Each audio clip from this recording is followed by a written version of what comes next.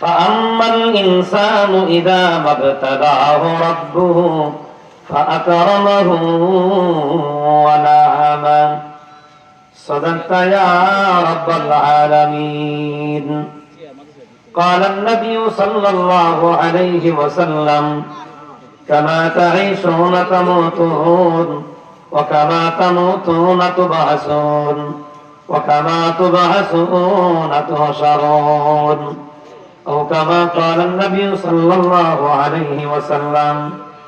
اللهم صل على سيدنا محمد وعلى آل محمد كما صليت على إبراهيم وعلى آل إبراهيم إنك حميد مجيد. اللهم بارك على محمد وعلى آل محمد كما باركت على إبراهيم وعلى آل إبراهيم إنك حميد مجيد. الحمد لله. কুড়কো সিকান্দার দারুল কোরআন মাদ্রাসার উদ্যোগে আয়োজিত অন্তত এক বছরের জন্য মনে থাকে যে এই বিষয়টা আমি শুনছি না। আমার যতটুকু মনে পড়ে, এক বছর আমি আপনাদের এই মাঠে দুরুদের ফজিলত সম্পর্কে দীর্ঘক্ষণ বয়ান করেছি। দুরুদের ফজিলত। পরবর্তী বছর আমরা আলোচনা শুনছিলাম রাসূলের মহব্বত, আর আজকে আমরা আলোচনা শুনতেছি ছোট্ট একটা আয়াতে কারিমা যার তরজমা আল্লাহ রাব্বুল আলামিন বলেন, ফাআম্মাল ইনসানু ইযা মাবতালাহু রাব্বুহু ফাআকরামাহু ওয়া না'আমা। আল্লাহ রাব্বুল আলামিন বলেন, পৃথিবীতে কোন জাতি কোন মানুষকে যখন আমি আল্লাহ পরীক্ষা করতে চাই, আমি আল্লাহ তাআলা তাকে সম্মান দান করি।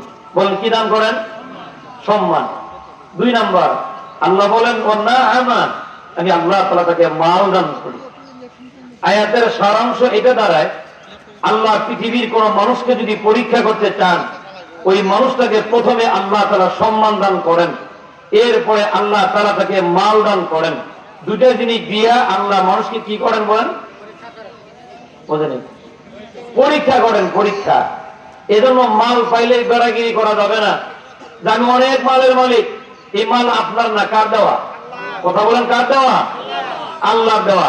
এজন্য বর্তমান প্রেক্ষাপটের দিকে তাকায় দেখেন, যারা মাল পায়া বেড়াগিরি চলে আসে, মাল পায়া অহংকারী হয়, মাল পায়া কাউকে গোলার টাইম নাই, যেমন খুশি তেমন কথা বলে, যেমন খুশি তেমন চলাফেরা করে, কিন্তু কারার আবর্তনে এমন অবস্থা হয়ে যায়, এই মানুষগুলা টাকার অহংকারী হওয়ার কারণে শেষ পরিণাম হলো দাড়ি কাইদা নৌকা গিয়ে বয়ে যায়। টাকার কিন্তু অভাব নেই, কিন্তু অহংকারী হওয়ার কারণে এই টাকাই পরীক্ষা সে ফেল করার কারণে দুনিয়ায় তার পলানোর কোনো জায়গা নাই। দাড়ি কাইদা কই বলায়? নৌকা গিয়ে পলায়। পুলিশে জিজ্ঞাসা করে, ঠাকুর আপনার তো অনেক চমৎকার দাড়ি ছিল, কাইটা নৌকায় কেন? ওখানকার যান বাঁচান খরচ, দাড়ি রাখা। বুঝেন নাই মনে হয়? কথা বললেন তাহলে শুনে মজা পাইবেন। হ্যাঁ, কত দেয় কি মুফতি সাহেব দেখেন, যান বাঁচান খরচ। যান বাঁচলে জীবনে কত দাড়ি আইব যাইব, আগে জানডারে বাঁচাই নেই। তাহলে আল্লাহ তাআলা তারে মাল দিছিলেন, মাল পায়া সে অহংকারী হইয়া পরীক্ষায় পাস না ফেল। কথা বলেন? এটি রব্বে কারীম বলেন, ফাআম্মাল ইনসানু ইযা মাবতালাহু রাব্বুহু ফাআকরামাহু ওয়া না'আমা। আল্লাহ রাব্বুল আলামিন বলেন, পৃথিবীর কোন মানুষকে যখন আমি আল্লাহ পরীক্ষা করতে চাই, প্রথমে ওই মানুষটাকে আমি আল্লাহ তাআলা সম্মাননা দান করি। কিন্তু মানুষ সম্মান পাওয়ার পরে যদি অহংকারী হয়ে যায়, সম্মান পাওয়ার পরে যদি মনে করে সম্মানটা আমার নিজের কামাই করা, পৃথিবীর কোন মানুষের দেওয়া নাই, সম্মান পাওয়ার পরে যদি অহংকারী হয়, বর্তমান প্রেক্ষাপটের দিকে তাকায় দেখেন, অনেক মানুষকে আল্লাহ তাআলা এত সম্মান দিলেন, বাবা প্রধান বিচারপতির জায়গায় আল্লাহ বসায় দিলেন। প্রধান বিচারপতির সম্মাননা পাওয়ার পরে নিজের ভিতরে যখন অহংকার চলে আসছে, বাবা এই লোকটাও দেখবেন পলায় যাওয়ার জায়গা পায় নাই, শেষ বেলায় দাড়ি রাইখা কলার পাতার ভিতরে শুয়ে থাকে। কি বুঝেন? মাল পাইছে, সম্পদ পাইছেন, আবার ইজ্জতও পাইছেন, ধরে রাখতে, কথা বলেন, ধরে রাখতে পারে নাই বাবা। আল্লাহ রাব্বুল আলামিন বলেন, এ গোলাম শোনা, দুনিয়ার জমিনে তোমাকে ইজ্জত আর সম্মান দিলাম, মনে করবা এটা বেড়াগিরি করার কোনো কারণ নয়। বুঝে নিবা তোমার এই ইজ্জত আর সম্মান দুনিয়াতে এটা পরীক্ষার কারণ। 2 নাম্বার, যদি তোমাকে আমি আল্লাহ তাআলা মাল দিয়ে দেই, মনে রাখবা এই মালটাও তোমার জন্য কিসের কারণ? বলেন বলেন, এটা পরীক্ষার কারণ। দুনিয়ার জমিনে আল্লাহ রাব্বুল আলামিন বান্দাকে ইজ্জত দান করেন এবং মাল দান করেন পরীক্ষা করার জন্য। আর ইজ্জত আল্লাহ তাআলা পৃথিবীর মানুষদেরকে দেন 3টা জিনিস দিয়া। কয় জিনিস দিয়া বাবা? 3টা জিনিস যদি আপনার ভিতরে আল্লাহ তাআলা দান করে দেন, আপনি বুঝে নেবেন আসমানের মালিক আপনাকে ইজ্জতের মালিক বানায় দিয়েছেন। 3টা কয়টা জিনিস? 1 নাম্বার, সরাসরি তাফসীরি কিতাব থেকে আমি আপনাকে শোনাই বাবা। আল্লাহর জমিনে কাউকে যদি আল্লাহ তাআলা ইজ্জত দিতে চান, প্রথমে আল্লাহ তাআলা তার চেহারাটা বড় সুন্দর বানায় দেন। চেহারা যদি সুন্দর হয়, চেহারাটাই মানুষের ইজ্জতের কারণ হয়। মুরব্বীরা মাথা লাগায়, মুরব্বী কি বুঝবো? বুঝবেন বাজান যারা যুবক মানুষ, গ্রামগঞ্জের কোন বাড়িতে যদি দেখবেন সুন্দরী একটা মাইয়া থাকে, ওই বাড়ির আশেপাশের যত রাস্তা আসরের নামাজের পরে দেখবেন যুবকের কোনো অভাব নাই ওই মেয়ের ভালোবাসায়। ওই মেয়ের বাপ যখন ঘর থেকে বের হয়, রাস্তায় আসা মাত্রই সালামের কোনো অভাব নেই। হাজারো যুবকের সালাম দিয়ে কয়, সালাম আলাইকুম আঙ্কেল, কেমন আছেন? অথচ দাদা লাগে লাগে দাদা কয়ে বলেছে কি কয় না, মতলব ভালো না খারাপ? হ্যাঁ, ওর মনে একটা টার্গেট হলো, ও মিয়া মুরব্বী, তোমার গোনার কোনো টাইম নেই, আসলে তোমার একটু সালাম দেই তোমার মায়ের চেহারা ভালো হওয়ার কারণে। তাহলে নিজের চেহারা যদি বড় সুন্দর হয়, এই নিজের চেহারাটা শুধু নিজের সম্মানের কারণ হয় না, গোটা ফ্যামিলির জন্য সম্মানের কারণ হয়। আরো ভালো করে বুঝবেন বাবা, যাদের ছোট ছোট ভাই আছে, 7 বছর 8 বছর 5 বছর যাদের ভাই আছে, ওর যদি সুন্দরী একটা বোন থাকে, জীবনে ওর কোনোদিন চকলেট কেনা লাগে না। কিসের কারণে? তো ওর বাড়িতে সুন্দরী একটা বোন আছে, সুন্দরী বোনের কারণে ভাইয়ের ইজ্জত আল্লাহ বাড়ায় দিলেন। মালিক যেন বুঝাই দিলেন, গোলাম দুনিয়ার জমিনে তুমি যদি ইজ্জতের মালিক হইতে চাও, 3টা জিনিস দিয়া আমি আল্লাহ তাআলা তোমার ইজ্জতের মালিক বানায় দিই। তার 1 নাম্বার, আল্লাহ তাআলা যদি তোমাকে চেহারা সুন্দর দেয়, মনে রাখবা এই সুন্দর চেহারাটাই তোমার সম্মানের কারণ। কিসের কারণ? চেহারা দিয়া আল্লাহ ইজ্জত দেয়। 2 নাম্বার, দুনিয়ার জমিনে আল্লাহ তাআলা কাউকে যখন কোন সন্তানাদি দেন, সন্তানাদি হলো দুনিয়ার জন্য বান্দার জন্য একটা নিয়ামত। সন্তানাদি দিয়া আল্লাহ তাআলা পৃথিবীর মানুষকে ইজ্জত আর সম্মানের মালিক বানায় দেয়। বুঝবেন বাবা, দুনিয়ার জমিনে যাদের বাচ্চা কাচ্চা হয় না, এদেরকে গ্রামগঞ্জের ভাষায় কি কয়? বুঝেন না? তারপরে কইতে এত সময় লাগে কেন? আপনারা তো খাইয়ে বলছেন, আমি তো না খাইয়ে বলছি, আওয়াজ দিয়ে। যাদের বাচ্চা কাচ্চা হয় না এদেরকে কি কয়? হ্যাঁ, আর আটখুরা এটা কিন্তু একটা গালি, এটা কিন্তু বেইজ্জতির কারণ, ইজ্জতের কারণ না। আর যখন কারো দেখবেন বাচ্চা কাচ্চা হয়, জিজ্ঞাসা করে, মিয়া কয়টা বাচ্চা? 4টা ছেলে। খুব জোরে কয়, কয়টা ছেলে? 4টা ছেলে। আর চায়ের দোকানে এই 4টার ভিতরে 2-1টা যদি উল্টা পাল্টা হয়, উল্টা পাল্টা বুঝেন তো, ওই যে এই দলের বুঝেন তো, যখন পলায় করে দিচ্ছি, এই দলের যদি হয়ে থাকে, বেটা চা খাইছে আর বিগত দিনে 16 বছরে বেটাগিরি করছে, জানোস আমার বলা কুন্দল করে, যখন কুন্দল করার কারণে ওনার বলা ভাই ঘুরতে পারে না। কুন্দল করছে, কুন্দল বুঝেন তো? হ্যাঁ, এই কুন্দল করার কারণে আজকে বাবারও ইজ্জত নাই, ছেলেরও। বাজান খুব গভীর মনোযোগ। চায়ের দোকানে বসে বড় বড় গল্প ওড়ায়, আমার ছিল আমি 4টা ছেলের বাবা। মনে রাখবেন বাবা, দুনিয়ার জমিনে ছেলে মেয়ে এটা অহংকারী করার কারণ নয়। দুনিয়ার জমিনে ছেলে মেয়ে এটা আল্লাহর দেওয়া নিয়ামত। কার দেওয়া নিয়ামত? আল্লাহ রাব্বুল আলামিন কালামে হাকিমের ভিতরে বলেন, আল মালু ওয়াল বানুনা যিনাতুল হায়াতিদ দুনিয়া। এই দুনিয়ার মানুষ শোনা, দুনিয়ার জমিনে ধন সম্পদ এবং ছেলে মেয়ে, মনে রাখবা এটা দুনিয়ার সৌন্দর্য। সুবহানাল্লাহ, এটা তোমার জন্য দুনিয়ার সৌন্দর্য। এই ছেলে মেয়ের নিয়ামত পায়া ছেলে মেয়েকে যদি আদর্শ মানুষ বানাইতে পারো, বান্দা মনে রাখবা এই সম্মানের কারণটাই তোমার জান্নাতে যাওয়ার কারণ হবে। আর যদি সম্মান পায়া ছেলে মেয়ে দুনিয়াতে পায়া যদি নষ্ট বানায় ফেলাও, ছেলে মেয়েকে যদি দিন শিক্ষা না দাও, আদর্শ মানুষ যদি না বানাও, মনে রাখবা এই ছেলে মেয়ে গুলাই তোমার জাহান্নামে যাওয়ার কারণ হতে পারে। নাউজুবিল্লাহ। এটা আমি রং করি বললে বাজান হবে না, কোরআনের আয়াত।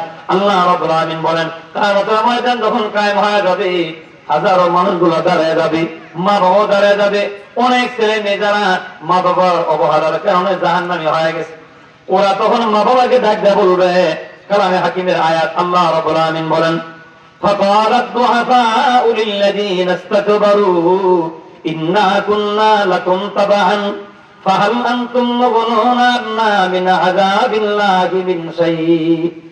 ওই সন্তানেরা মা বাবাকে ডাক দিয়ে বলবে, ও আমার বাবা, ও আমার মা, দুনিয়াতে আমি তোমার অনুসারী ছিলাম, যেমনে চালাইতা অমনে চলতাম, ওই যে দেখো জাহান্নামের আযাব আমাদের উপর চলে আসতেছে, ফাহাল আনতুম মুগনুনা আন্না মিন আযাবিল্লাহি মিন শাই। এটা আযাবকে কমায় দেওয়ার বড় দেও না, তো আযাব কমায়া দুনিয়া যেমনে চালাইতাম অমনে চলতাম, জাহান্নামে হয়ে যায়, আযাব কমায় দাও। এবার মা বাপ দ্বারা কি বলবে? রব্বে কারীম বলেন তখন মা বাবারা দাঁড়ায় বলবে, قالوا لو هدانا الله لهديناكم سواء علينا أزدعنا أم صبرنا ما لنا من محيص। ওই মা বাপ তখন দাঁড়ায় বলবে, বাবা শোনো, দুনিয়ার জমিনে আমি হেদায়েত পাইলে তোমারও হেদায়েত দিতাম, আমিও হেদায়েত পাইনি, তোমারও দেই নেই, চলো এক লগে জাহান্নামে যাই। নাউযুবিল্লাহ। বুঝা থাকলে আওয়াজ দেন। ছেলে মেয়ে যদি নষ্ট হয়ে যায়, ছেলে মেয়ে যদি জাহান্নামী হয়, ছেলে মেয়ের কারণে মা বাবা তো কোথায় যাইতে হবে? জাহান্নামে যাইতে হবে বাবা। আর যদি ছেলে মেয়েকে দিন শিখান, ওই রব্বে কারীমের পরিচয় দিয়ে যদি যান বাবা, আল্লাহর নবী বলেন এই একটা আদর্শ সন্তানের দ্বারাই মা বাবার নাজাতের ফয়সালা হয়ে যাবে। আছে কোথায়? এটা আমি বললে হবে না, আল্লাহর হাবিব সাল্লাল্লাহু আলাইহি ওয়াসাল্লামের হাদিস। আল্লাহ নবী বলেন, قال النبي صلى الله عليه وسلم إن الله يبعث الناس يوم القيامة ثم يميز العلماء فيقول يا معشر العلماء إني لمعذا علمي على قلبك ليعذبكم اذهبوا قد غفرت لكم। আল্লাহ নবী বলেন কিয়ামতের ময়দান যখন কায়েম হয়ে যাবে, হাসরের মাঠ যখন কায়েম হয়ে যাবে, আল্লাহ রাব্বুল আলামিন সব মানুষগুলোকে এক জায়গায় জমা করবেন। সুম্মা ইউমাইয়িজুল উলামা, এরপরে আল্লাহ তাআলা আলেমদেরকে উপস্থিত করবেন, উপস্থিত করার পরে বলবেন, ইয়া মাশারাল উলামা, এ আলেম সম্প্রদায়, ইন্নী লামা'আদা ইলমি আলা কলবিকা লিউআযিবাকুম, আমি তোমাদের অন্তরে ইলম দিছিলাম, আজকে হাসরের মাঠে আযাব দিয়া তোমাদের ইলমকে আমি আল্লাহ নষ্ট করতে চাই না। ইযহাবু ক্বাদ গফারতু লাকুম, চলে যাও, আমি আল্লাহ তাআলা তোমাদেরকে মাফ করে দিলাম। হিসাব নেওয়া হবে না, ইলমের কারণে যাও, তোমাদেরকে মাফ করে দিলাম। ওলামা একরাম হাতের ভিতরে সার্টিফিকেট নিয়ে জান্নাতের দিকে রওনা হবেন। সামনে দাঁড়ায় যাবে তার মা বাপ, মা বাপ দাঁড়ায় বলবে, বাবা আমারে চিনো না? আপনারা তো চিনি না। হাদিসে আছে চিনলেও অস্বীকার করবে, কারণ কি? পরিচয় দিয়ে যদি আমার নেকামল নিয়ে যায়, এজন্য মাকে চেনার পরেও বলবে চিনি না, বাবাকে চেনার পরেও বলবে চিনি না। প্রধান কবির মনোযোগ, ওই টাইমে মা দাঁড়ায় বলবে, বাবা শোনো, আমি তোমার বাবা, এই মুরব্বি তোমার আব্বা লাগে, এই মুরব্বি তোমার বাবা, আমি তোমার মা, আল্লাহ তাআলা তোমারে মাফ করে দিয়েছেন। এ বাবা, ওই মালিক রে বলো, মালিক যেন আমাদেরকেও মাফ করে দেয়। সুবহানাল্লাহ। হাদিসের ভিতরে মদিনা ওয়ালা নবী বলেন, ওলামা একরাম পেছনের দিকে তাকাবেন, আল্লাহ তাআলা আলেমদের দিকে তাকায় বলবেন, ইশারায় বলবেন, কথা বলা দরকার নাই, সামনে দাঁড়াইছে তোমার মা বাপ, সবাইকে নিয়ে জান্নাতে যাও। ওলামা একরামের ডান হাতে বাবা, বাম হাতে তার মা, সোজা জান্নাতের দিকে রওনা হবেন। হাদিসের শেষ অংশ এমন, মদিনা ওয়ালা নবী বলেন, সামনে হাজারো মানুষগুলো দাঁড়ায় যাবে আর বলবে, হুজুর আমরা আপনার মহব্বতের মানুষ। ওই মালিক রে বলেন, এই বিপদের দিনে মালিক যেন আমাদেরকেও মাফ করে দেয়। ওলামা একরাম বলবে, আপনারা তো চিনি না। সব মানুষেরা বলবে, আপনি না চিনলেও আমরা আপনারা চিনি। রাত ভর আপনার চেহারাটা এক নজর দেখার জন্য বসে থাকতাম, বিভিন্ন পোস্টার লিফলেটের নামটা দেখলে মনে করতাম অমুক দেশের অমুক হুজুর আইব। দিল বড় বড় মহব্বত আর মায়া ছিল, ওই মহব্বতের থাকা যায় বলি মালিক রে বলেন, মালিক যেন মাফ করে দেয়।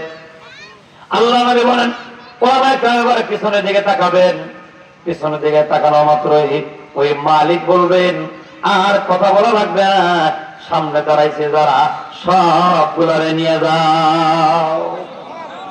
এবার সাহাবীরা কয় ইয়া রাসূলুল্লাহ ইয়া হাবিবাল্লাহ সংখ্যা কত হবে জানতে পারি? আল্লাহ নবী বলেন সংখ্যা কত আমি নিজেও জানি না, আকাশের দিকে তাকাও। সুবহানাল্লাহ। সাহাবাগণ বলেন আমরা আকাশের দিকে তাকাইলাম, হয়রান পেরেশান হওয়ার পর বললাম ওগো নবীজি আসমানের তারকা গণনা করা আমাদের দ্বারা সম্ভব নয়। বিশ্বনবী বলেন তাহলে শোনো, আল্লাহর আসমানের ভিতরে তারকারাজির সংখ্যা হবে যত, একজন হক্কানি উলামা ইকরামের দ্বারা সুপারিশ পায়া জান্নাতীদের সংখ্যা হবে তত।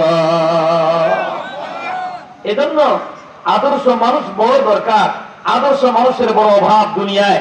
এখন অনেকে মনে করবেন হুজুর আদর্শ মানুষ তো আমরা বানাইতে চাই, পুলিশে যে গুলি করে মেরে ফেলায়, সরকার যে জালেম হইয়া ফাঁসির মঞ্চে দিয়ে যে মেরে ফেলায়, এদের যে কোনো বিচার হয় না। ভাই হতাশার কোনো কারণ নাই। আপনার ছেলে যদি আদর্শ সন্তান হয়, আপনার ছেলের রক্ত যদি বাংলার জমিনে পড়ে থাকে, মনে রাখবেন তার প্রতি ফোঁটা রক্তের হিসাব বাংলার জমিনে হবে ইনশাআল্লাহ।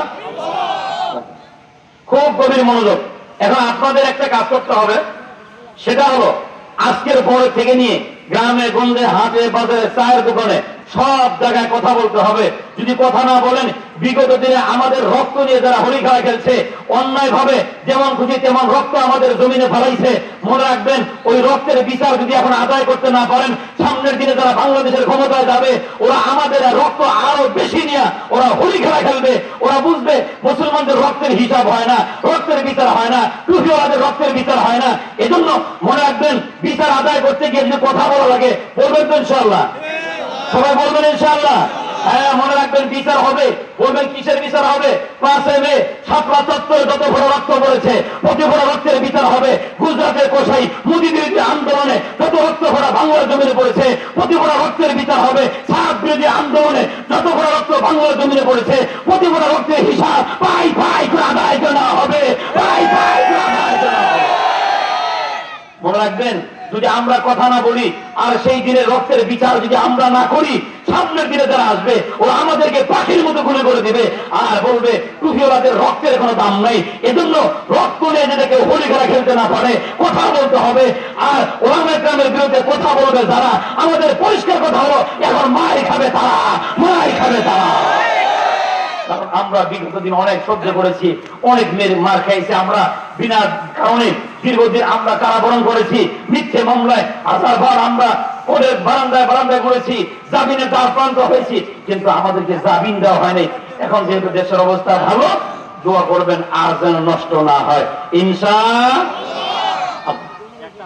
যে কথাটা বলতেছিলাম ভাই, আল্লাহ তাআলা মানুষদেরকে 3টা জিনিস দিয়ে সম্মানিত করেন।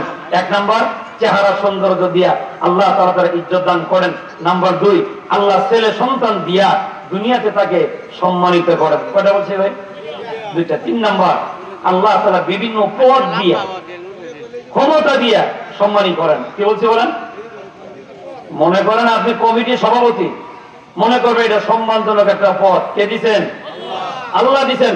অথচ আমরা এটা বুঝি না, এত সুন্দর সম্মানী পদ পাইয়া বেড়া বেড়াগিরি চলে আসছে, বউয়ের লোকে ঝগড়া করা পারে না, ওই ঝগড়া ইমামের লোকে খারাপ। হ্যাঁ পদ কি? সভাপতি। কি পদ? সভাপতি। আর একটা দিছে সেক্রেটারি, অথচ সূরা ফাতিহাও ঠিক মতো জানে না, সূরা ফাতিহাও জানে না। হ্যাঁ কি বুঝি? হ্যাঁ সেক্রেটারিও এরকমই, কেশিয়ারও এরকমই। আবার এই মাদ্রাসার লোকে মিলে গেলে আমার আবার টাকা ছাড়া বিদায় করেন না।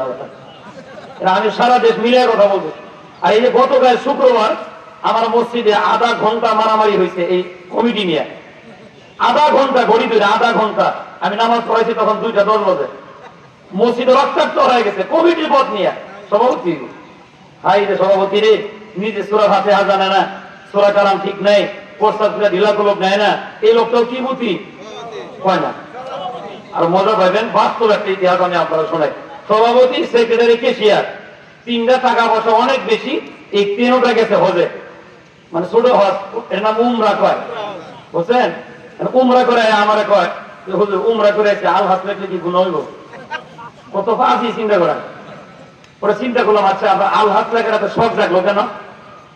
কত মানুষের নামের গেটআপ লাগায়, আমি সভাপতি আল হাত নাই, তাহলে আল হাত নাই 7 লাখ টাকা দিয়ে হজে দিতেন, 1.5 লাখ দিয়ে গেছেন কেন? না আপনি যদি কোন আল হাত লেখেন তাহলে কালকা থেকে লেখুন, কেমন পাঁচ দিতে চিন্তা করেন নামের ক্যাপার পড়াইল। এখন আমি বললাম যে আপনার সভাপতি, আপনি যদি হাত লেখেন, সেক্রেটারি কেসিয়ারা তো লিখবো, হেরা আগে থেকে আমি সভাপতি, আমি বাদ থেকে কি করবো, আপনি কইলেও লিখবো না কইলেও লিখবো। লেখা বলেছে কি হস, আল্লাহ ছোট হস করে না বড় হস করে না, হ্যাঁ ওমরা হস করে কি হয়ে গেছে আল্লাহ এটারে দাওয়াত দিছে আমার পার্শ্ববর্তী এলাকায় গ্রামে, দাওয়াত খেতে গেছে। ঘটনাক্রমে ওই দিন ইমামে গেছে বাজার করতে, জোহরের নামাজের পরে গেছে, আর আসে নাই, মাগরিব পার হয়ে যেত, মুয়াজ্জিন গেছে ছুটিতে, মসজিদে ইমামও নাই মুয়াজ্জিনও নাই। মাশাআল্লাহ এই যে হাফ হাজি বুঝেন তো, এই ছোট হাজি, এই তিনটা তো সুন্দর করে জুব্বা লাগাইয়া কালা বিরা বাইন দেয়া একটা রুমাল লাগাইয়া গেছে দাওয়াত খেতে দিয়া। তখন তো মাগরিবের আজান দিছে, তখন বেড়ায় তো চিন্তায় পড়ে গেছে যে মাগরিবের আজান হয়, যত বড় জুব্বা লাগাইছে রে বাবা, যদি খালি নামাজে না যায় পোলা বাচ্চা হাততালি দিব যে এই যে জুব্বা ওরা নামাজ পড়ে না। তিনটা মিলে করলো নামাজ পড়ে গিয়া, তিনটা গেছে মসজিদে, যা দেখে আজানের টাইম পার হয়ে যায়, ইমামও নাই মুয়াজ্জিনও নাই। আর সভাপতি কয় সেক্রেটারি আজান দাও, আল্লাহর কসম জীবনও তিনি ও কি পদে কি, হ্যাঁ জীবনও কি দেয় নাই, আজান দেয় নাই। অন্তত কেশিয়ার তুমি দাও, তো আমার মাঝে মাঝে ভুল হয়। সভাপতি তো দেখছে সিরিয়াস আমার দুইটা মিলে আমার দিবার কর, আমি বলতে পারি না, কারণ সভাপতি আজান লাগতো না এমনি নামাজ। কি পথ বাপরে বাপ, ঢুকে পড়ছে মসজিদে, যাওয়ার পরে অন্ত নামাজ, সভাপতি থেকে এটা বেশি, সেক্রেটারি সামনে যাও, আল্লাহর কসম সূরা ফাতিহাও জানি না। কেশিয়ার আমার তো মাঝে মাঝে ভুল হয়, তখন তো সভাপতির পথ, সভাপতি লাভ দিয়ে খাড়ায় কয় আমি আসর হইলে পারতাম, বুঝছেন কিছু? আর সভাপতি কোনটা পারে কয় না, সভাপতি আসর পারে, মাগরিব পারে না, সেক্রেটারি মাঝে মাঝে ভুল হয়, কেশিয়ার আল্লাহর কসম পারে না। আবার এরা আবার পথ নিয়ে ইমাম খেদাও আন্দোলনের সভাপতি হয়। কথা বুঝেন, কথা বুঝেন, খুব ভালো করে বুঝেন। এই যে আল্লাহ তাআলা আপনাকে পথ দিলেন, মনে করবেন এটা এমনি দিয়ে নেই, পরীক্ষা করার জন্য। বলে কি করার জন্য? এই কথাটাই মালিক বলেন, ফাআম্মাল ইনসানু ইযা মাবতালাহু রাব্বুহু ফাআকরামাহু ওয়া না'আমা। আল্লাহ রাব্বুল আলামিন বলেন, কোন গোলামকে যখন পরীক্ষা করতে চায়, আমি আল্লাহ তাআলা গোলামের সম্মান বাড়ায় দেই। সম্মান বাড়ায় দেওয়ার পরে ওই গোলামকে আমি আল্লাহ তাআলা মাল বাড়ায় দেই। মাল আর সম্মান হলো বান্দার পরীক্ষার কারণ, বান্দার কারাগিরি করার কোনো কারণ না। বান্দা সম্মান পায়া আর মাল পায় যে অহংকারী হয়ে যায়, এই সম্মান এবং তার মাল দুনিয়ার জমিনে তার পতনের কারণ হয়ে যায়। দুইটা হাদিস থেকে আমি আপনাকে বলে বিদায় নেব। বলেন এই দুনিয়ার ভিতরে আল্লাহ তাআলা অনেক বান্দারে মাল দিলেন, কেউ বা মাল পায়া দুনিয়াতে জান্নাত কামায় নিছেন, আবার অধিকাংশ মানুষ এমন পাওয়া যায় যারা দুনিয়াতে মাল পায়া জাহান্নাম কামাইছেন। দুইটা হাদিস থেকে আমি আপনাকে দুইটা দলিল দেই। একটার নাম হলো কারণ, পয়গম্বরের আপন চাচাতো ভাই, নাম কি? অনেক টাকার মালিক। আল্লাহ পয়গম্বর গিয়া বলেন, চাচাতো ভাই যাকাত দাও, যাকাত দাও। যাকাত দিমু, বুঝাবে কত টাকা হিসাব করে যাকাত দাও।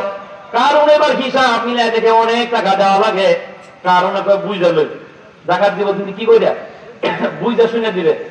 বাজারে যাওয়ার পরে বন্ধু বান্ধব বুদ্ধিজীবী যারা আছে সবাইকে ডাক দিয়ে কয়, টুপিওয়ালা আমার কাছে চান্দা চায়। চাইছে কি? আর এ কি কয়? চান্দার যাকাত কি এক জিনিস? কয় না, চান্দার যাকাত কি এক জিনিস? মনে রাখবেন বাবা, ওই কারণ মরে গেছে, ওই কারণের জাত এখনো দেশে বাইসে আছে। এরকম লিখবেন হাতে দিয়ে যদি বলা হয় এখানে একটা মাদ্রাসা আছে, একটা মাহফিল হবে, আমাদেরকে কয়টা টাকা দিয়ে সাহায্য করেন, টাকা দেয় 10 টাকা দিয়ে যান, চান্দা মান্দা দেওয়া ঠিক না। চাইলেন মাদ্রাসার হাদিয়া, মাদ্রাসার জন্য দান, আর হ্যাঁ করো চান্দা। মনে করবেন এটা রক্তের ভিতরে কারণের রক্তের গন্ধ পাওয়া যায়। ওর দাঁড়াইয়ার সাথে সাথে ওর 5 টাকা ব্যাগ দিবেন, ব্যাগ দিয়ে করবেন তোমার এই 5 টাকার ভিতরে কারণের মালের গন্ধ পাওয়া যায়, আর তোমার চরিত্রের ভিতরে রং পুরি হয়ে গেছে কারণের গন্ধ পাওয়া যায়। লাগবে না তোমার 5 টাকা। এরকম যদি 500 মানুষ হয়, 500 5 দিয়ে পূরণ দিবেন, কয় টাকা হয় আমার ফোন দিবেন, ওই কয় টাকা বিকাশ আমি আপনাকে করাই দেব। তবে ওই কারণের বংশের টাকার মাদ্রাসা নেওয়ার দরকার নেই। কথা বলেন, ওরা টাকা দেয় 5 টাকার ধারি মানে 10 টাকার, আছে না নাই? গভীর মনোযোগ। কারণে কয় জাকাত তো দিমই না, বড় চুহিওয়ালা নামে একটা মামলা করে দেই। বাজারে গিয়া ব্যবসা মহিলা ভাড়া করছে, নাউজুবিল্লাহ করবেন, ব্যবসা মহিলা টাকা দিছে, পয়সা দিছে,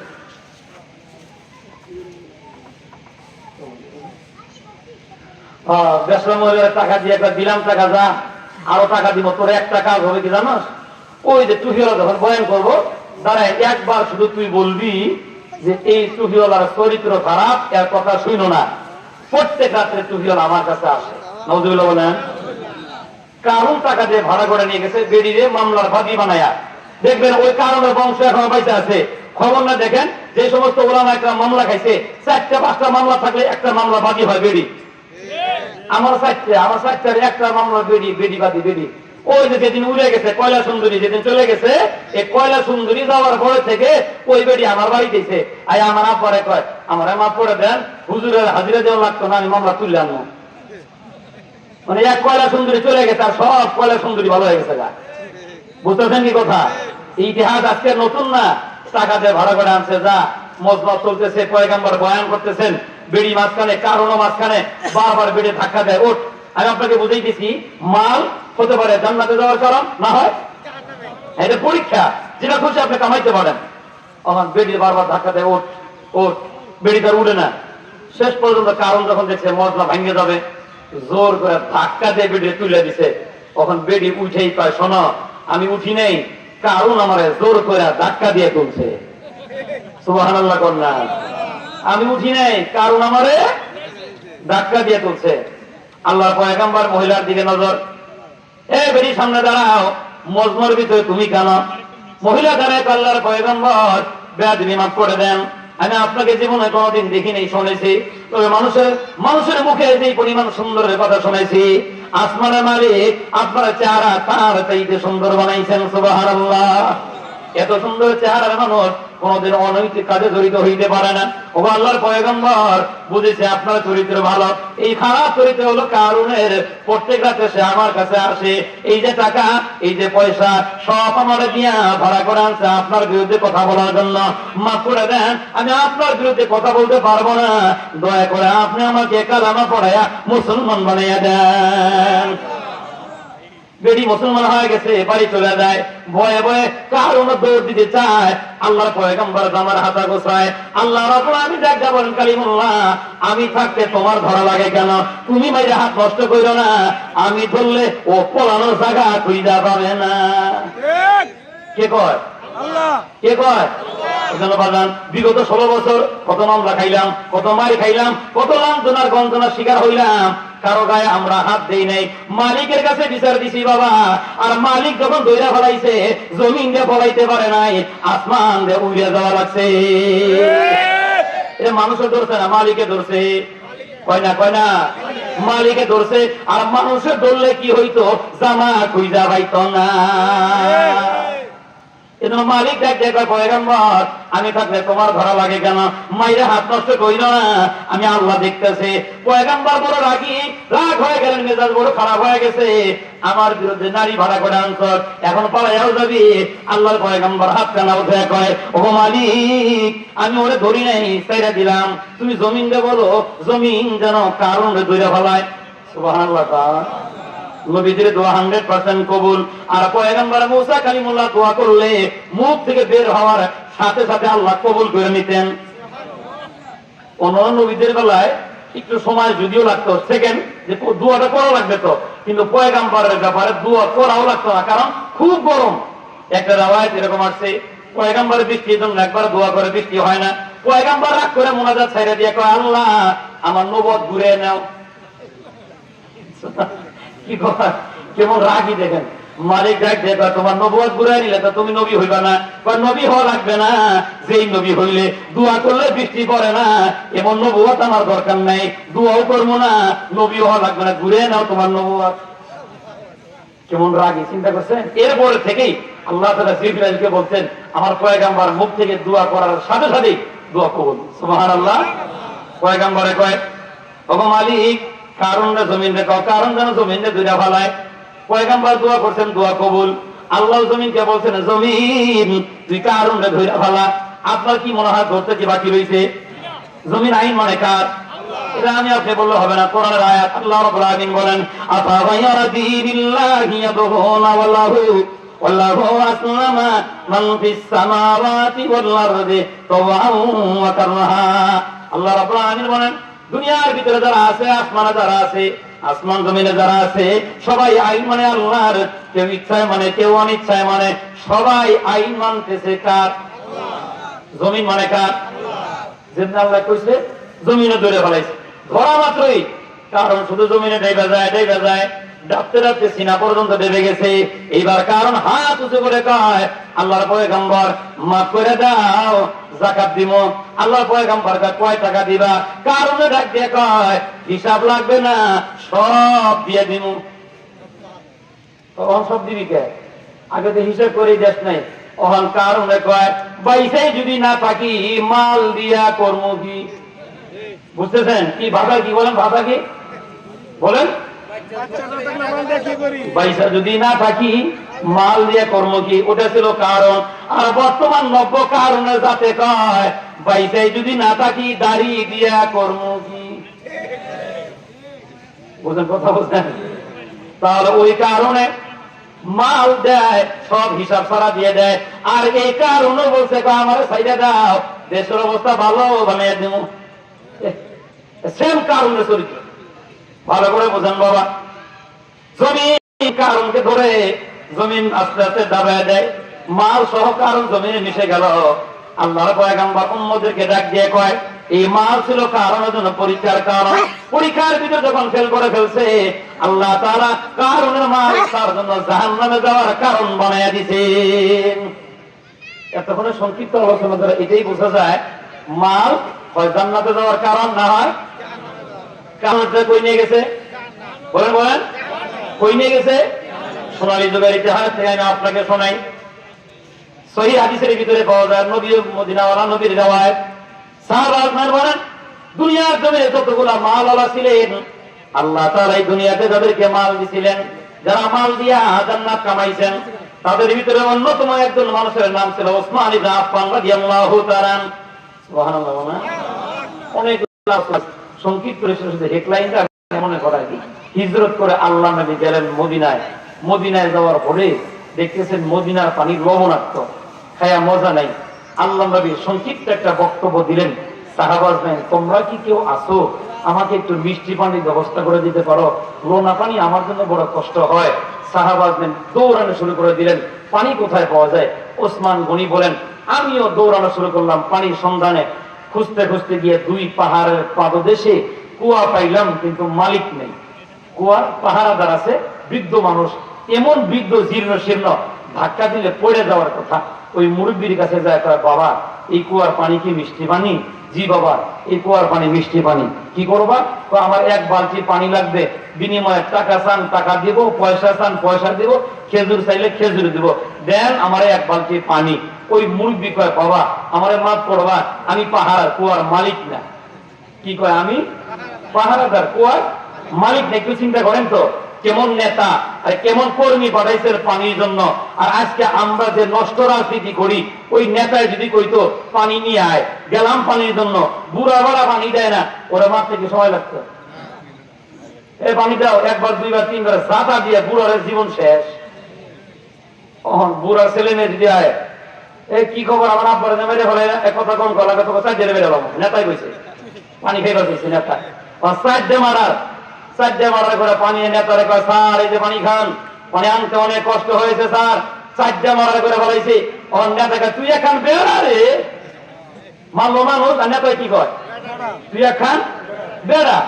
কয় কি চাস তুই? যখন এত তেজি নেতা, চারটে মারার করে দাও পানি আনছস, তুই তো খুব ভালো মানুষ, কি চাস? আমি তো মেম্বার, এই পদ দিয়ে কি হয়, চাপতে চাপতে সবাই তো কাম শেষ, আমি তো পাই না, আমি চাই তো সামনে চেয়ারম্যান হইতাম। সামনে বানাই দে মনে। কেমনে বানাইবেন? এলাকার মানুষ তো আমার ভালো পায় না, ভোট দিত না, ঘোষণা তা আমি দিই। বুঝলেন কথা? বুঝলেন? হেরা ভোট দিবে কতক্ষণে? ভোট দেওয়ার আগে ঘোষণা হওয়া শেষ। তুই চারটে মারার করছস, আমার পানি খাওয়াইছস। এ হলো দুনিয়ার নষ্ট রাজনীতির কথা বুঝাইলাম। আর দেখেন মদিনাওয়ালা নবী কেমন নেতা আর কর্মী কেমন বানাইছে। ওসমান ইবনে আফফান রাদিয়াল্লাহু তাআলা বলেন এ বাবা তুমি পাহারাদার, মালিক কোথায়? মালিকের নাম ঠিকানা বলো।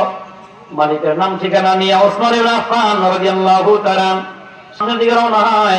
গিয়ে দেখেন রাস্তা যেখানে শেষ, জীর্ণ শীর্ণ একটা ঘরের ভিতরে একজন বিধবা মানুষ, লক্ষণে বোঝা যায় বেরি ইহুদি।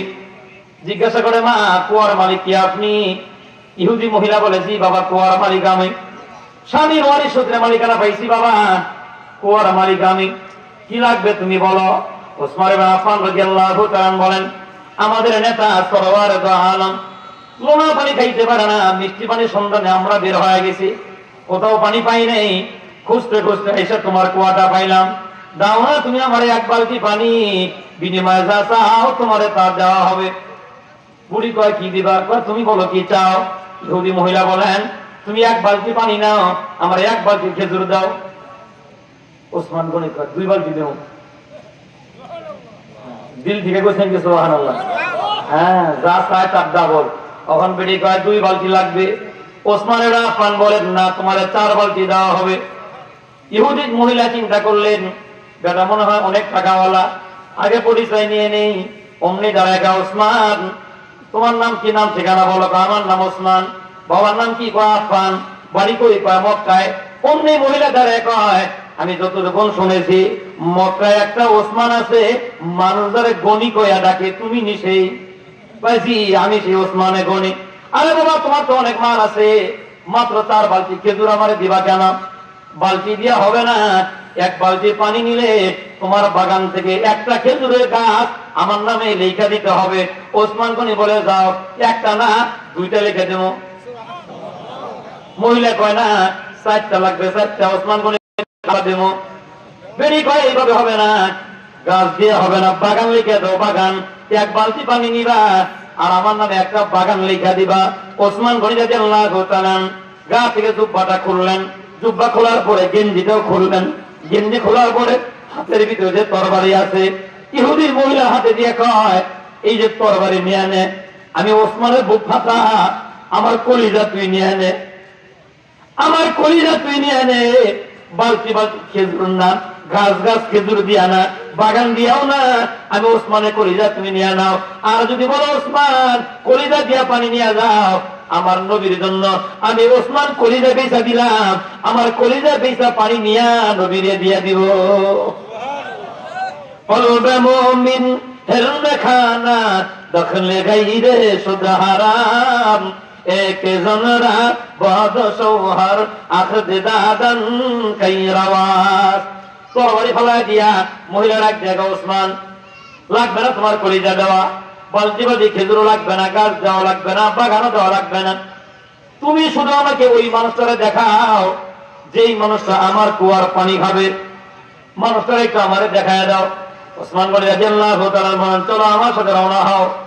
ইহুদি মহিলা নিয়ে ওসমান ইবনে আফফান রাদিয়াল্লাহু তাআলা চলে গেলেন। পাহাড়ি পথ পাড়ি দিয়া অনেক দূর থেকে নবীকে দেখা যায়। ইহুদি মহিলা বলে, ওসমান ওই যে লোকটারে কি তুমি চিনো? ওসমান গনি বলেছি, ওই লোকটারে পানি দেওয়ার জন্য আমি এত কিছু করতে চাইলাম। মহিলা চিৎকার করে কান্দার বলে, ওসমান শোনো, ওই লোকটা যদি আমার কুয়ার পানি খায়, টাকা পয়সা লাগবে না, এমনিই দিয়ে দিব। আল্লাহ রাব্বুল আলামিন বলেন, লাকাদ মান্নাল্লাহু আলাল মুমিনিনা ইয বা'আসা ফীহিম রাসূলা। আমি আল্লাহ তাআলা মুমিনদেরকে যতগুলো রহমতের নিয়ামত দিলাম, এমন একটা নিয়ামত মুমিনদেরকে দিলাম, নিয়ামতের নাম মুহাম্মাদুর রাসূলুল্লাহ সাল্লাল্লাহু আলাইহি ওয়াসাল্লাম। মুহাম্মদ তোমাদের জন্য এমন নিয়ামত, দেখলে গুনাহ মাফ হয়, দেখলে জাহান্নাম হারাম হয়, দেখলে পিপাসা মিটে যায়, দেখলে ক্ষুধা নিবারণ হয়ে যায়। বললে, ওসমান লাগবে না পানি দেওয়া, যাও আমার কাছে নিয়ে যাও। আল্লাহ নবীর কাছে গেলেন, যখন নবীর চেহারার দিকে তাকাতে থাকি, মনের অজান্তেই কালেমা পড়ে মুসলমান হয়ে গেছে। হেদায়েতের মালিক আল্লাহ রাব্বুল আলামিন বলেন, ইন্নাকা লান তাহদি মান আহবাবতা ওয়ালাকিন্নাল্লাহ ইয়াহদি মান ইয়াশা। ও নবী, আপনি যারা মহব্বত করেন, চাইলে তারা হেদায়েত দিতে পারবেন না। হেদায়েতের খাজানা আমি আল্লাহর হাতে, আমি আল্লাহ যারা চাই তারা হেদায়েত দিতে পারি। হেদায়েতের মালিক মহিলা মুসলমান হয়ে গেলেন। আর ওসমান গনি রাদিয়াল্লাহু তাআলা ওই পিরালের ওয়ালের পাশে দাঁড়ায়া কানতে কানতে চোখের পানি দিয়ে দাড়ি মুবারক ভিজে দিতেছে। সাহাবাজ মান গেলেন, হুজুর আপনার জান্নাতের বন্ধু। সুবহানাল্লাহ বলেন। দিশাসে আল্লাহ নবী বলেন, প্রত্যেক নবীদের জন্য জান্নাতে একটা বন্ধু হবে, আর আমি মুহাম্মদের বন্ধু, জান্নাতের বন্ধু হলো ওসমান রাদিয়াল্লাহু তাআলা। হুজুর ওই যে আপনার বন্ধু কাঁদতেছে, জান্নাতের বন্ধু, দুনিয়ার বন্ধু কাঁদতেছে। রাসূল বলেন, কেন? তো আমরা জানি না। রাসূল কাছে গেলেন, কাছে গিয়া বাম হাত দিয়ে চোখের পানি মুছে দিয়া বলতেছেন, ওসমান কাঁদতেছে কেন? ভাষা লড়ে না, ওসমান গনি কথাও বলে না, সোজা আকাশের দিকে তাকাইছেন। ওসমান গনি বুঝাইছেন, আমি কেন কাঁদতেছি আমি বলতে পারি না, ওগো নবী দয়া করে মালিক রে জিজ্ঞান। সুবহানাল্লাহ। মালিক রে জিজ্ঞান। আল্লাহ নবীও সোজা আকাশের দিকে তাকাইছেন। নবী কেন তাকাইছেন এই মুহূর্তে কেউ না বুঝলেও কে বুঝছেন? আল্লাহ রাব্বুল আলামিন জিবরাইলকে ডাকিয়ে কয়, তাকায়া দেখ জিবরাইল, तमाम পৃথিবীর জমিনে যত মানুষ সবার জন্য একটা আইন আমি আল্লাহ করে দিলাম। तमाम পৃথিবীর জমিনে যত নবী, সব নবীদের জন্য আইন একরকম বানায় দিলাম। এই যে বন্ধু আকাশের দিকে তাকাইছে জিবরাইল, আমার এই বন্ধু মুহাম্মদের জন্য আইন অন্যরকম। সুবহানাল্লাহ। এই জিবরাইল বন্ধু আকাশের দিকে তাকায়। বন্ধু কেন তাকাইছেন কেউ না জানলেও জানি আমি আল্লাহ। ওসমানের মনের খবর দুনিয়ার কেউ জানে না, আমি আল্লাহ জানি। ওসমান রাস্তার ভিতরে কি ঘটনা ঘটাইছেন দুনিয়ার কেউ জানে না, আমার বন্ধু জানে না, জানি আমি আল্লাহ। এ জিবরাইল তাড়াতাড়ি যা, ওসমানের জন্য উত্তম বদলা দিয়া, ওসমানের সুসংবাদ দিয়া, তামাম পৃথিবীর মানুষের জন্য শিক্ষণীয় বানায়া কালামে হাকিমের আয়াত আমার বন্ধুর উপরে নাজিল করে দে। নাজিল হয়ে গেল আমার তেলাওয়াতকৃত আয়াত। আল্লাহ রাব্বুল আলামিন বলেন, ফাআম্মাল ইনসানু ইযা মাবতালাহু রাব্বুহু ফাআকরামাহু ওয়া নাআমা। ওগো নবী, আমি আল্লাহ কাউকে পরীক্ষা করতে চাইলে তার সম্মান দান করি, আর আমি আল্লাহ তারা মাল দান করি। এই যে আপনার সামনে ওসমান দাঁড়ানো, ওসমান মাল দিয়া পানি কিনতে পারে নাই, কথা ঠিক, কিন্তু ওসমানের অন্তরটা এত ব্যাকুল ছিল আপনাকে খুশি করার জন্য। ওসমানের দিলের তামান্না কবুল করে নিয়া জান্নাতের মালিকানা ওসমানের জন্য আমি আল্লাহ ওয়াজিব বানাইয়া দিলাম। কি দিয়া? মাল। মাল বলেন কি দিয়া? মাল দিয়া। তাহলে একজনে মাল দিয়া জান্নাত কামাইছেন, আর একজনে মাল দিয়া বলেন বলেন জান্নাত কামাইছেন। আর আগে আর একটা কথা বলে আসছি, ছেলে মেয়ে দুনিয়াতে জান্নাতে যাওয়ার কারণ, ছেলে মেয়ে আবার জাহান্নামে যাওয়ারও বলেন বলেন জাহান্নামে যাওয়ারও কারণ। এজন্য ভাই সর্বশেষ কথা হলো, দুনিয়ার ইজ্জত সম্মান আর দুনিয়ার মাল, এটা বেড়াগিরি করার কারণ না পরীক্ষার কারণ? বলেন কিসের কারণ? পরীক্ষার কারণ।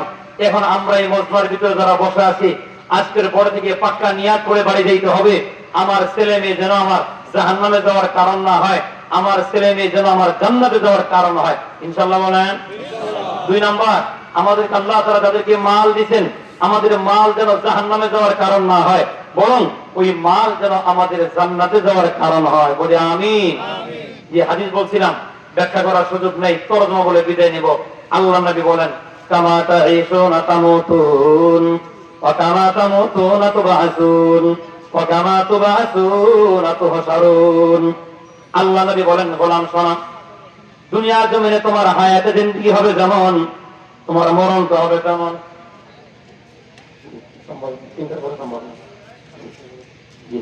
বলেন খুব গভীর মনোযোগ। আল্লাহ নবী বলেন, কামা তাঈশুনা তামুতুন, দুনিয়ার জিন্দেগি হবে যেমন, মরণ তো হবে তেমন। আর দুনিয়ায় তোমার মরণ হবে যেমন, তোমার কবরটা হবে তেমন। আল্লাহ নবী বলেন, কামা তুবআসুনা তুহশারুন, আর তোমার কবরে জিন্দেগি হবে যেমন, বান্দা মনে রাখবা তোমার হাসরের মাত্রা হবে তেমন। এজন্য বাবা, আমার আপনার দুনিয়ার জিন্দেগি যদি পবিত্রতার জিন্দেগি হয়, আমার আপনার দুনিয়ার চলাফেরা যদি কোরআন জিন্দেগি হয়, মরণের সময় কোরআন নিয়ে মরা যাবে এমন আশা করা যায়। আবার মনে রাখেন বাবা, দুনিয়ায় 60 বছর জীবন চালাইবেন তসলিমা নাসরিনের মতো, মরবার চাইবেন রাবিয়া বসরির মতো, সম্ভব? সারা দুনিয়ায় 60 বছর জিন্দেগি চালাইবেন বিবি হারুনের মতো, আর মরতে চাইবেন আহমদ শফির মতো, ওইগুলি জীবনও সম্ভব নয় বাবা। নবী বলেন, কামা তাইশুনা তামুতুন, তোমার দুনিয়ার জিন্দেগি হবে যেমন, তোমার বিদায়টাও হবে তেমন। এজন্য দুনিয়ার জীবন যদি ভালো হয় বাবা, মরণ তো ভালো আশা করা যায়। ছোট্ট একটা কথা বলে আজকের মতো বাদাম বিদায় নেই। দুনিয়ায় দেখবেন অনেক সরল সোজা মানুষ এমন আছেন যারা কোরআন হাদিস পড়তে পারে না, এরপরও দেখবেন যেখানে কোরআন তেলাওয়াত হয়, কোরআন তেলাওয়াত শুনে আর চোখের পানি দিয়া গাল দিয়ে যায়। অনেক সরল সোজা মানুষ এমন আছে না নাই? অনেক মানুষ এমন দেখেছি বাবা, নামাজের আগে মসজিদে যায়, গামছা দিয়া কোরআনুল কারীমটা মসজিদের কোরআন গুলো এরকম মোছে আর কয়, এটা আমার আল্লাহর কিতাব, আমি পড়তে পারি না, বুঝি না, কোরআনে মুছে মুছে দেয়। এমন অনেক সরল সোজা মানুষ আছে বাবা। আল্লাহর এমন একজন বান্দা নিজে কোরআন তেলাওয়াত করতে পারে না, মাদ্রাসার পাশেই তার বাড়ি। আমি আপনাকে বুঝাইতেছি বাবা, দুনিয়ার জিন্দেগি হবে যেমন, মরণ তো হবে তেমন। আল্লাহর এই সরল সোজা বান্দা নামাজের পরে, ফজরের নামাজের পরে হেফজখানায় ঢুকে যায়। সকালবেলা যখন সূরা ইয়াসিনের আমল হয়, সূরা ইয়াসিনের আমল কইরা আল্লাহর বান্দা বাড়ি যায়। আবার মাগরিবের নামাজের পরে যখন সূরা ওয়াকিয়ার আমল হয়, আল্লাহর বান্দা সূরা ওয়াকিয়ার আমল কইরা তারপরে বাড়ি যায়। এইভাবে তার জিন্দেগি 12-13 বছরের জিন্দেগি চালাইছে বাবা। যখনই ফজরের আযান হয়, দৌড়ে নামাজ পড়ে মক্তবে যায়, কোরআন তেলাওয়াত শুনে, মাগরিবের নামাজ পড়ে সূরা ওয়াকিয়ার আমল শুনে বাড়ি যায়। এইভাবে জিন্দেগি চালাইতে চালাইতে বাবা, যেই দিন আল্লাহর বান্দা দুনিয়া থেকে বিদায় নিবেন, তার পাশেই মাদ্রাসা, পরীক্ষার পরে মাদ্রাসা বন্ধ। মুতাওয়াল্লি আমার ফোন দিয়ে কয়, হুজুর, যেই লোকটা সারা জিন্দেগি কোরআন শুনলো, আমল করলো, মারা যাওয়ার সময় তো কোরআন পড়বে, এমন মানুষ তার পাশে নাই, মাদ্রাসা বন্ধ। কখনো হুশ আর কখনো বেহুশ, সারা রাত এইভাবে কেটে গেল। সকালবেলা মুতাওয়াল্লি ফোন দিয়ে কয়, হুজুর, 2 জন ছাত্র পাওয়া গেছে। আলহামদুলিল্লাহ, পাওয়া গেছে না আল্লাহ মিলে দিছে। কামা তাইশুনা তামুতুন, দুনিয়ার জিন্দেগি হয় যেমন, শেষ বিদায়টাও হয় তেমন। আল্লাহর বান্দা কখনো হুশ আর কখনো বেহুশ। আর রাস্তা থেকে 2 জন মাদ্রাসা ছাত্র দৌড়ায় না, কয়, বাবা মুরব্বি রেছি না? কয়, হ্যাঁ মুরব্বি রেছি। এই দাদা সকালবেলা আমাদের সাথে বইয়া ইয়াসিনের আমল করে, মাগরিবের পরে আমাদের পাশে বসে সূরা ওয়াকিয়ার আমল করে। এ মিয়া, আল্লাহর বান্দা দুনিয়া থেকে বিদায় হয়, মারা যাওয়ার সময় সূরা ইয়াসিনের আমল করে শোনায়া দাও। মাদ্রাসার 2 জন ছাত্র 2 পাশে বইসা আল্লাহর বান্দার কানের কাছে বসে বসে সূরা ইয়াসিনের আমল করে, কানের ভিতরে ফু দেয়। অমনি বলে, বাবা আরো পড়ো, তেলাওয়াত শুনলেই মজা পাওয়া যায়। মজা পেয়েছে। এইভাবে অনেকক্ষণ চলার পরে ছাত্ররা, হুজুর আমরা তো দাওয়াতে যাবো। যাও বাবা দাওয়াতে, আর একটা বার পড়ে যাও। তবে আমার ঘরের ভিতরে যাও, আমার এই হেরামের 3টা কাপড় আছে, কাপড় 3টা নিয়ে আসো। কাপড় আইনা চাদরের মতো উপর দিয়ে দিয়া, আমার হাত পা গুলা তোমরা সোজা করে দাও। সরল সোজা মানুষ, হাত পা গুলা সোজা করে রাখা, চেহারাটা কিবলার দিকে ঘুরিয়ে দাও। চেহারাটাও কিবলার দিকে ঘুরিয়ে দেওয়া হয়েছে বাবা। 2 জন ছাত্র হাত ধরে কয়, বাবা আর একবার পইরা আমার কানে ফু দিয়ে তোমরা চলে যাও। 2 জন ছাত্র পরবর্তী সময় ঘটনা আমার শোনায়, হুজুর মাথাটা ঢাইকা দিলাম, পা ঢাইকা দিলাম, মাথাটাও ঘুরিয়ে দিলাম কিবলার দিকে। শেষবার আমাদের সূরা ইয়াসিনের তেলাওয়াত শোনায়া কানের ভিতরে ফু দিয়ে যখন চলে যাও, একজন আরেকজনকে বলি, আয় জীবনের শেষ দেখাটা দাদারে দেখা যায়, মরে গেলে তো আর দেখতে পারবো না। আমরা 2 জন গিয়া ঘুমটা সরাইয়া যখন ইহরামের কাপড় সরাইলাম, তাকায় দেখি আল্লাহর বান্দা দুনিয়ায় নাই, চলে গেছে। নবী বলেন, কামা তাইশুনা তামুতুন, দুনিয়ার জিন্দেগি হবে যেমন, তোমার বিদায়টা হবে তেমন। এজন্য বাজান, দুনিয়ার বিদায়টা যদি কোরআন নিয়ে বিদায় হওয়া যায়, মদিনার নবী বলেন, ইদা বুদিয়াল মাইয়িতু ফি কবরিহি জাআল কুরআন ইনদা রাসিহি। বান্দা কোরআনের মহব্বত নিয়ে যদি কবরে ঘুমাইতে পারো, দুনিয়ার জিন্দেগি যদি কোরআন দিয়ে চালাইতে পারো, আর ওই কোরআনের মহব্বতটুকু নিয়ে কবরে যদি শুয়ে দিতে পারো, আল্লাহর নবী বলেন, তোমাকে যখন কবরে রাখা হবে, জাআল কুরআন ইনদা রাসিহি, কোরআন ওই বান্দার মাথার কাছে গিয়ে হাজির হয়, আর অভয় বাণী দিয়া বলে, আল্লাহর বান্দা ভয় পাও না, আমি দুনিয়ার সাধারণ কোন কিতাব না, মনে রাখবা আমি আল্লাহর কোরআন, আমি তোমার কবরে থাকবো ততক্ষণ, এই কবরটা জান্নাতের বাগান হবে না ততক্ষণ। হাদিস। আল্লাহ নবী বলেন, দুনিয়ায় যারা কোরআনকে মহব্বত করেছে, এরা কবরে শুইয়া কোরআনের সুপারিশ তাদের জন্য নসিব হয়ে যাবে। সুবহানাল্লাহ। এজন্য বলেন আমরা যারা আছি একটাই পরিষ্কার কথা, দুনিয়াতে বাঁচবো যতদিন, কোরআনকে মহাব্বত করবো ততদিন। ইনশাআল্লাহ কোরআন নিয়াত আছে তো? কারণ দুনিয়া যদি কোরআন আলা জিন্দিগি হয় বাবা, মরণটাও কোরআন আলা হয়, মরণটা যদি কোরআন আলা হয়, কবরে জিন্দিগিটা কোরআন আলা হয়। আল্লাহ নবী বলেন কামা তুবআসুনা তুহশারুন, কবরে যেমনে উঠবা হাসরেও এমনি তোমাকে উঠানো হবে। কেমনে উঠানো হবে? কোরআন করে আগলে রাখবে।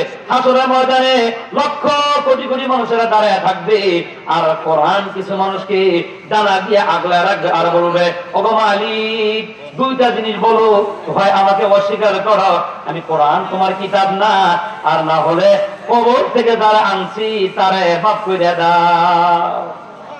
আল্লাহ জিজ্ঞাসা কারা আনছস? তখন কোরআন বলবে এই কোরআনে মহব্বতকারী আছে। সুবহানাল্লাহ। এই জন্য আগের লম্বা সূরা হাদিসে শোনাইছি, উলামায়ে কেরামকে মহব্বত করলে এই মহব্বতটুকু নাজাতের উসিলা হয়ে যাবে, আর কোরআনকে মহব্বত করলে হাসরের মাঠে কোরআন নিয়ে ওঠার আশা করা যায়। এই জন্য ভাই আগের ধারাটা অব্যাহত থাকুক। আজীবন একটা সদস্য এখানে আমি নিজে বানাইছি বিগত 2 বছরও।